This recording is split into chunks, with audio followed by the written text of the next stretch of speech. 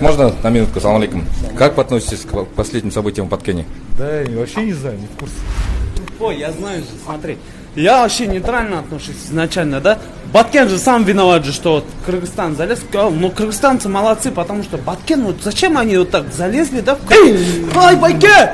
Манкурт! Каякта Баткен билбейсиң каякта экен, я? Эски кийим барбы? Старая одежда, да, есть старая одежда, есть. Пойдем старая одежда, сейчас я покажу старую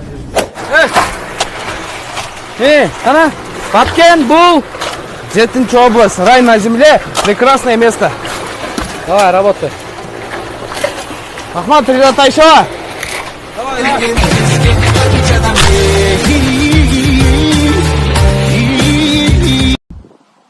Мынакей достор, бул жана хахачопко.